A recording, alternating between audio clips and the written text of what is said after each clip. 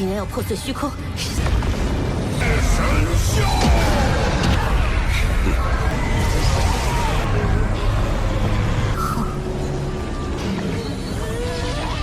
不是我，灵魂力运转的秘密。可地天体内魂力分明就是一个个高速旋与地天的魂力属性，又是灵冰地的极致之冰武魂，无尽的天地元力可以吸收的。这浩瀚天地之间。Halo kalian semua, selamat datang di channel Donghua Master. Bagaimana kabar kalian semua? Mimin harap kalian semua baik-baik saja. Dan pada video kali ini kita akan melanjutkan alur cerita dari serial Donghua Solen 2 episode ke-125. Dan sebelum kita masuk ke cerita terbaru, mari kita sedikit mengingat cerita sebelumnya, yang dimana pada cerita sebelumnya Wu Yuho telah berhasil untuk mengundang para title The Luo dari Kekaisaran Star Luo untuk membantu mereka menghancurkan Menara Dewa Kematian. Ya singkatnya mereka pun pergi menuju ke tempat dari Menara Dewa Kematian, tetapi sayangnya Menara Dewa Kematian itu dijaga oleh Sang Dewa Kematian yang ternyata merupakan Ye Shihui. Yang singkatnya Ye Shihui mengetahui kalau Hu Yuho merupakan murid dari Master Mu'en dan Ye Shihui berniat untuk menghabisi Hu Yuho. Tetapi untungnya di saat itu adanya kekuatan di Tian yang menyelamatkan Hu Yuho, yang membuat kekuatan Hu Yuho setara dengan Ultimate Daluo, dan itu merupakan inti cerita pada cerita sebelumnya. Kalau gitu pun sekarang langsung saja kita masuk ke bagian cerita terbaru. Cerita ini berlanjut dengan diperlihatkan pertarungan antara Hu Yuho alias Ditian yang mengendalikan Hu Yuho melawan Ye Shihui.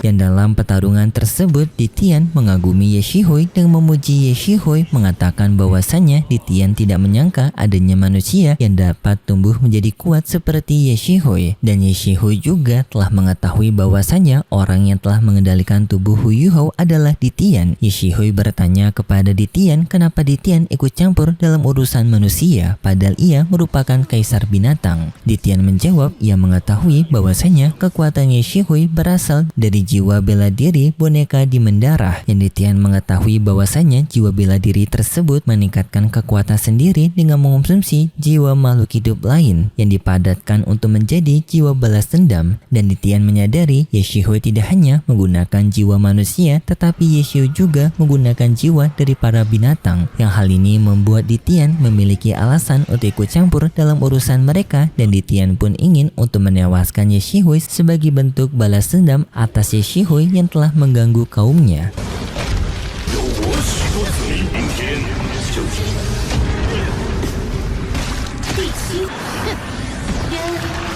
Dan di sana Ye Shihui dipojokkan oleh kekuatan Ditian, membuat Ye Shihui menggunakan keterampilan jiwanya, yaitu dengan menunjukkan tubuh sejatinya. Dan di sana Ye Shihui percaya diri bisa memenangkan pertarungan ini karena ia menganggap Ditian tidak akan bisa untuk menggunakan kekuatan aslinya karena tubuh Hu Yuho yang menjadi hambatan. Tetapi tak lama kemudian tiba-tiba saja tubuhnya Ditian muncul di sana, yang membuat Ye Shihui kaget dengan perpindahan tempat dari Ditian. 竟然要破碎虚空，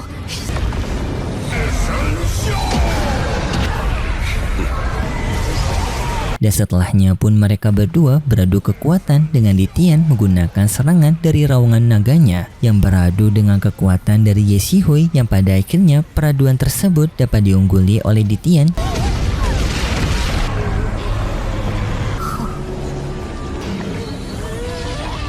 Yang membuat Ye Shihui pun tidak berani untuk melanjutkan pertarungan, dan Ye Shihui memutuskan untuk mundur dengan ia juga membawa kabur Menara Dewa Kematiannya. Dan setelah Ye Shihui pergi dari sana, Ditian berbicara kepada Hu Yuho kenapa Hu Yuho membuat masalah dengan orang yang kuat seperti Ye Shihui. Hu Yuho menjawab bahwasanya permasalahan ini merupakan permasalahan dari Kekaisaran Matahari Bulan, dan untuk juga membuat kedamaian di seluruh negeri, yang hal itu juga diinginkan oleh Ditian. Tetapi Tetapi jika mereka membiarkan kekaisaran matahari bulan memenangkan pertempuran ini, maka kekaisaran matahari bulan akan menguasai dunia ini, dan juga hal itu akan memberikan dampak negatif kepada para binatang jiwa karena mereka yang akan dijadikan bahan uji coba dari kekaisaran matahari bulan. Jadi perjuangan mereka juga sangat penting bagi para pihak dari binatang jiwa. Tetapi Ditian bertanya kepada Hu Yuhou bagaimana cara Hu Yuhou untuk bisa memenangkan pertarungan ini. Bahkan bagi Ditian, Ye Shihui merupakan lawannya sangat tangguh jika saja Ye Shihui tetap melanjutkan pertarungan secara habis-habisan menggunakan menara dewa kematiannya. Ditian tidak memiliki jaminan dirinya bisa untuk mengalahkan Ye Shihui. Hal itu pun membuat Hu Yuhou kaget karena tak menyangka Ditian tidak memiliki kepercayaan diri untuk menghadapi Ye Shihui, dan Ditian pun memperingatkan kepada Hu Yuhou untuk lebih berhati-hati dan tidak terlalu bergantung atas bantuan dari Ditian. Dan setelahnya pun Ditian pergi dari sana, dan juga setelahnya Hu Yuhou terjatuh pingsan setelah menjadi wadah dari kekuatan Ditian. Hu Yuhou yang telah terpisah, tubuhnya sekarang berada di kondisi yang sangat kritis, dan teman-temannya Hu Yuhou dengan segera memberikan pertolongan pertama kepada Hu Yuhou. Dan untuk pihak para Tetel De Luo, mereka telah menganggap bahwasannya Gunung Mingdu telah berhasil mereka rebut kembali, karena sekarang menara Dewa Kematian dan juga para pasukan dari Kekaisaran Matahari Bulan telah mundur dari Gunung Mingdu, membuat mereka bisa menguasai kembali Gunung Mingdu ini. Tetapi untuk kondisi Hu Yuhou yang berada di kondisi sangat kritis membuat banyak orang khawatir, termasuk dengan Tang Wutong yang melihat Hu Yuhou dengan penuh tatapan keprihatinan. Susansi yang memeriksa kondisi tubuh Hu Yuhou menyadari kalau Hu Yuhou sekarang berada di kondisi yang sangat kritis. Meridiannya terputus dan juga energi kehidupan Hu Yuhou yang semakin melemah. Para anggota Sekte Tang bertanya kepada para Tetel De Luo apakah Kekaisaran Star Luo memiliki dulu penyembuh yang dapat memulihkan kondisi Hu Yuhou, dan tak lama kemudian adanya De Hou yang datang ke tempat mereka bersamaan juga membawa De Luo penyembuh, yaitu seorang Transcendent De Luo yang telah berada di ranah Super De Luo, yaitu level 95, yang De Luo penyembuh ini dijuluki sebagai De Luo penyembuh nomor 1 di dunia yang bernama Wang Xian'er. Wang Xian'er pun mencoba untuk memeriksa kondisi tubuh Hu Yuhou, dan di sana Wang Xian'er dibuat kaget karena tubuhnya Hu Yuhou walaupun meridiannya terputus tetapi tubuh fisiknya masih utuh, dan juga secara perlahan tubuhnya Hu Yuhou memulihkan kondisi tubuhnya secara mandiri, yang energi tersebut berasal dari energi kehidupan yang murni. Yang hal ini membuat Wang Xian'er cukup terkejut karena situasi ini cukup langka, yaitu Hu Yuhou memiliki energi kehidupan murni yang biasanya tidak dimiliki oleh manusia lainnya. Dan di sini Wang Xian'er membiarkan pemulihan mandirinya Hu Yuhou mengambil tugasnya sendiri, karena jika dibantu oleh Wang Xian'er maka kemungkinan nanti tubuhnya Hu Yuhou akan menerima traumanya sendiri. Tetapi Wang Xian'er tetap membantu Hu Yuhou, yaitu dengan ia membantu menstabilkan energi kehidupan Hu Yuhou, yang hal itu mampu untuk bisa mempercepat kondisi pemulihannya Hu Yuhou.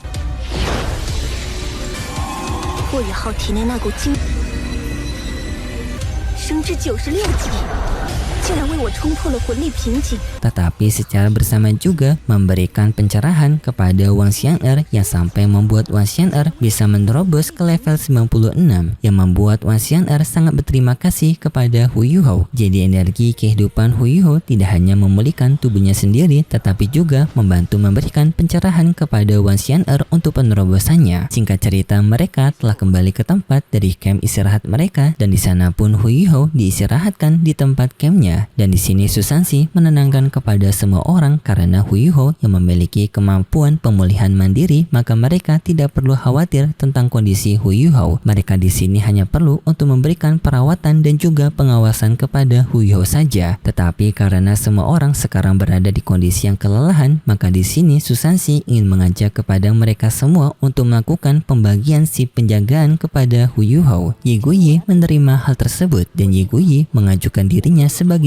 orang yang pertama, dan di sana tampaknya Tang Wutong ia sedikit tidak terima karena Tang Wutong sendiri sepertinya ingin menjadi orang pertama untuk memberikan pengawasan kepada Hu Yuhou, tetapi kayaknya karena Tang Wutong terlalu malu ia tidak berani untuk mengajukan dirinya. Dan singkat cerita, pada keesokan harinya Wang Xian'er kembali ke tempat Hu Yuhou untuk memeriksa kondisinya Hu Yuhou, dan di sana Ye Guyi bertanya kepada Wang Xian'er bagaimana kondisi Hu Yuhou. Wang Xian'er menjawab Hu Yuhou baik-baik saja, dan di sana Wang Xian'er Xian'er ternyata juga menyadari kalau Ye Guyi memiliki perasaan cinta kepada Hu Yuhou, dan di saat bersamaan juga ternyata adanya Tang Wutong yang berada di luar ingin masuk dan tanpa sengaja mendengar percakapan tersebut yang membuat Tang Wutong kaget karena Ye Guyi memiliki perasaan cinta kepada Hu Yuhou, dan hal itu membuat Tang Wutong merasa tidak nyaman dan ia pun langsung meninggalkan tendanya Hu Yuhou. Ye Guyi membenarkan hal itu dengan ia memberitahu kalau ia jatuh cinta atas kegigihan yang dimiliki oleh Hu Yuhou. Wan Xian'er juga mengetahui kalau Hu Yuhou telah memiliki kekasihnya sendiri, dan di sini Wan Xian'er menyarankan kepada Ye Guyi untuk tidak terpikat oleh Hu Yuhou dan lebih baik mencari sosok pria lainnya di dunia yang luas ini. Ye Guyi berterima kasih atas saran tersebut. Singkat cerita, si penjagaan untuk mengawasi Hu Yuhou terus berlangsung dengan mereka yang bergantian sampai giliran tiba dari Tang Wutong.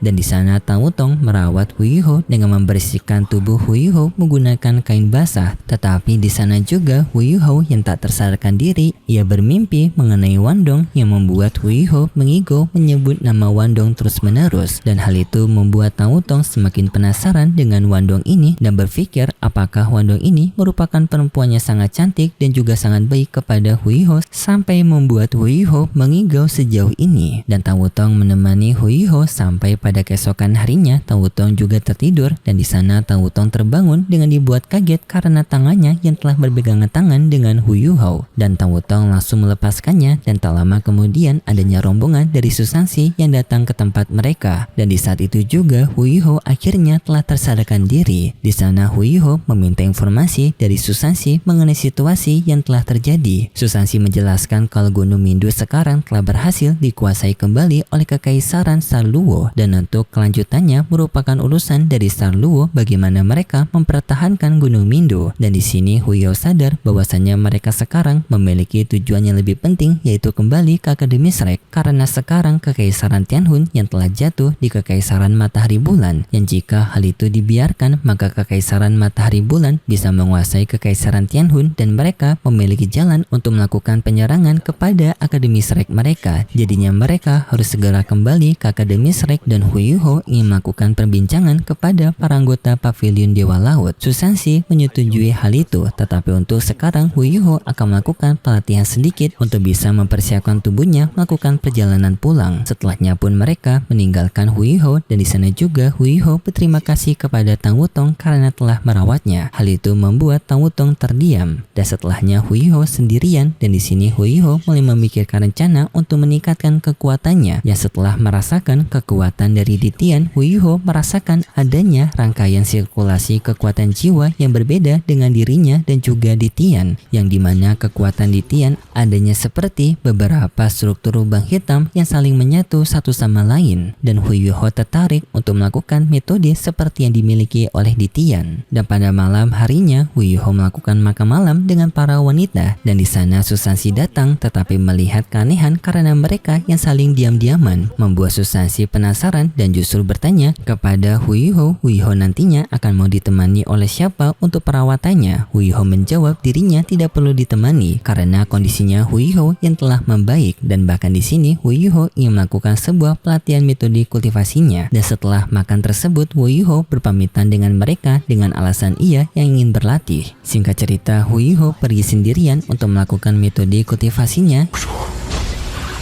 魂力运转的秘密 和地天体内魂力分明就是一个个高速旋律， yaitu dengan ia memadatkan energi kultivasinya untuk bisa mencapai metode kultivasi milik Ditian, yaitu sebuah rangkaian seperti lubang hitam yang dapat melakukan penyerapan energi spiritual yang sangat besar. Tetapi pada saat Hu Yuhou yang melakukan pemadatan energi spiritualnya, Hu Yuhou bukannya mendapatkan pengaliran energi spiritual yang besar, tetapi energi spiritualnya malah melambat, membuat Hu Yuhou mengira dirinya telah membuat kesalahan pada pelatihan ini. Dan Hu Yuhou juga mencoba untuk menggunakan metode lainnya, yaitu dengan ia tidak menggunakan semangat jiwa bela diri gandanya. 与地天的魂力属性都是由冰地的极致之冰火魂无尽的天地元力可以吸收的。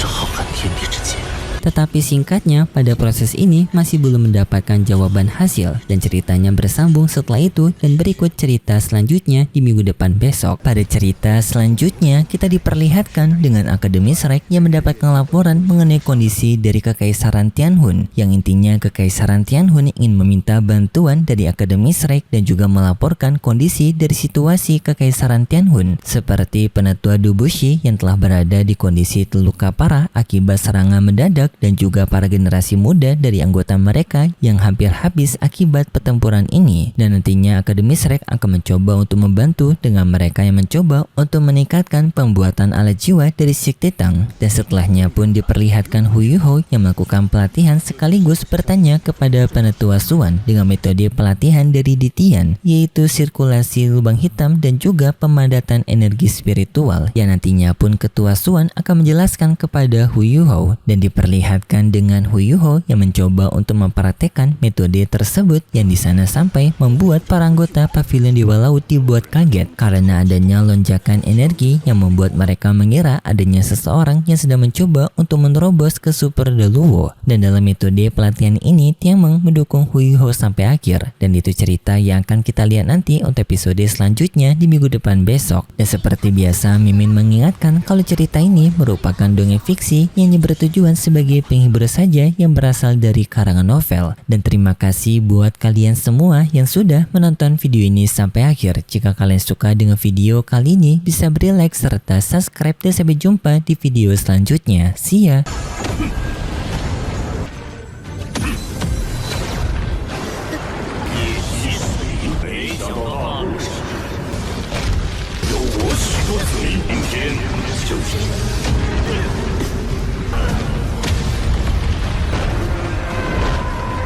你竟然要破碎虚空！